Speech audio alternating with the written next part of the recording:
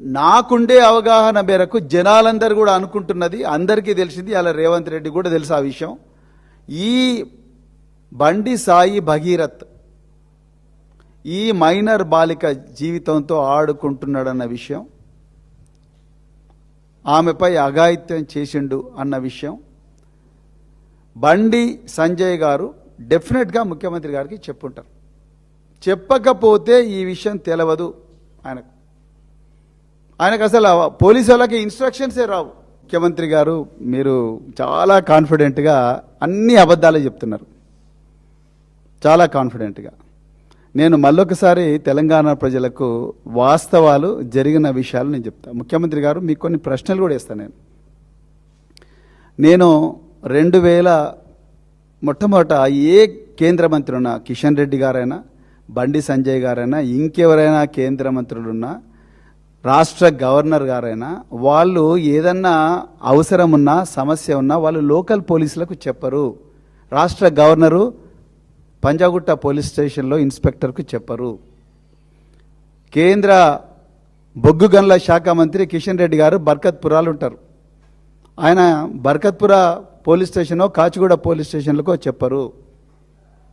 అదేవిధంగా బండి సంజయ్ గారు వారు ఎక్కడుంటారు, కరీంనగర్లో ఉంటారు, కరీంనగర్ పోలీసు వాళ్ళకి చెప్పడు, డైరెక్ట్ ముఖ్యమంత్రితో మాట్లాడతారు. అది ప్రోటోకాల్. నేను 2001వ సంవత్సరం నుంచి 2004వ సంవత్సరం వరకు కరీంనగర్ ఎస్పీగా పనిచేశాను. ఆ టైంలో 2002వ సంవత్సరంలో మార్తాండరావు అని చెప్పేసి ఒక స్పెషల్ క్లాస్ కాంట్రాక్టర్ను నక్సలైట్లు కిడ్నాప్ చేస్తారు.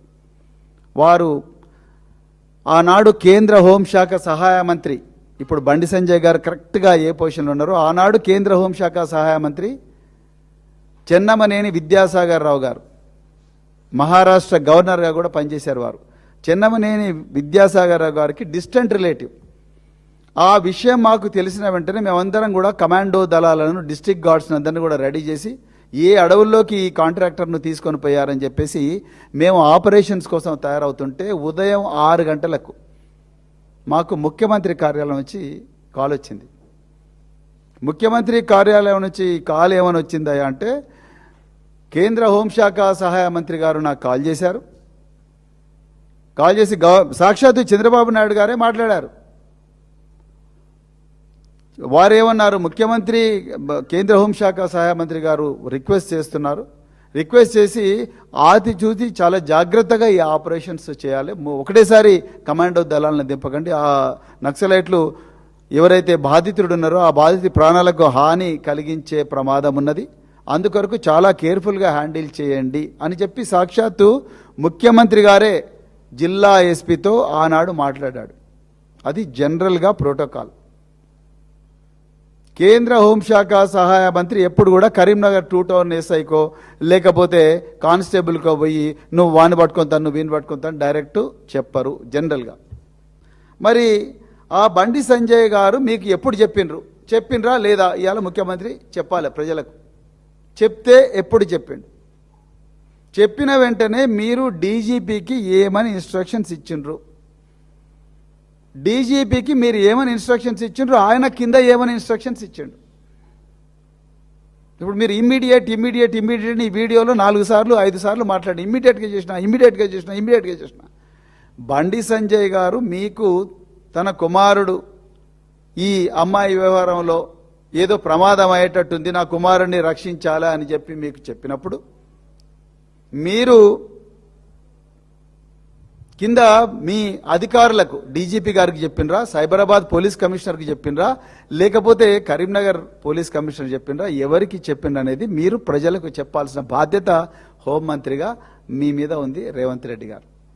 మీరు ప్రతిసారి కూడా ప్రవీణ్ కుమార్ ఐపీఎస్ ఆఫీసరు, ఆయన ఐపీఎస్ నుంచి రాజీనామా చేసిండు, మళ్ళీ ఆయన ఈ ఇన్వెస్టిగేషన్ గురించి ఆయనకు మాట్లాడే అర్హత లేదు. అయ్యా నేను ఐపీఎస్ నుంచి రాజీనామా వాలంటరీగా చేసి మీలాగానే ఏమంటారు రాజకీయాల్లోకి నేను వచ్చిన తర్వాత నా పోలీస్ బ్రెయిన్ను ఆల్మోస్ట్ నేను పక్కకు పెట్టిన, కానీ మీరు మళ్ళీ నా పోలీస్ బ్రెయిన్ను నిద్రలేపుతున్నారు. ఇన్ని తప్పులు చేసుకుంటా ఇలా మేము అడుగుతున్నది నేను ఇన్వెస్టిగేట్ చేస్తా అని చెప్తాను. నేను ఇన్వెస్ట్ చేసే అధికారాలు నా దగ్గర లేవు. మీరు ఇన్వెస్టిగేషన్ చేయడం లేదు. చట్టం ఇది చెప్తుంది, ఈ విధంగా చెయ్యాలే, అందరూ జనరల్గా ఈ విధంగా చేస్తారు, మీరు ఎందుకు చేయడం లేదు అని చెప్పి హోంమంత్రిగా మీ అధికారులకు మీరు చెప్పాలని నేను రిక్వెస్ట్ చేస్తున్నా. అంతే తప్ప నేను ఇన్వెస్టిగేట్ చేస్తా, ఎస్ఐ నువ్వు ఏం చేసినావు, పొద్దున ఏం చేసినావు, రాత్రి ఏం చేసినావు, కేసు డైరీలో ఏం రాసినావు, జీడీ ఎప్పుడు ఆపినావు, ఎందుకు ఆపినావు, ఎఫ్ఐఆర్ల డిఫాక్టో కంప్లైంట్ ఏమి ఇచ్చింది అని నేను అడుగుతలేను కదా. నా కాల్ డీటెయిల్స్ తీసుకో, నా ఫోన్ డీటెయిల్ ఇక్కడనే ఉంది, నా ఫోన్ డీటెయిల్ మొత్తం నీకే ఇస్తా, కాల్ డీటెయిల్స్ తీసుకో. నేను ఎవరికి చెప్తలేను, నాకు అవసరం కూడా లేదు. మీరు చేయాల్సిన డ్యూటీ చేయడం లేదు అని ప్రజలందరూ కూడా హాహాకారాలు చేస్తున్నారు. కాబట్టే ఈరోజు మేము రంగంలోకి దిగాల్సిన అవసరం వచ్చింది. బీఆర్ఎస్ పార్టీ పాలసీ అది.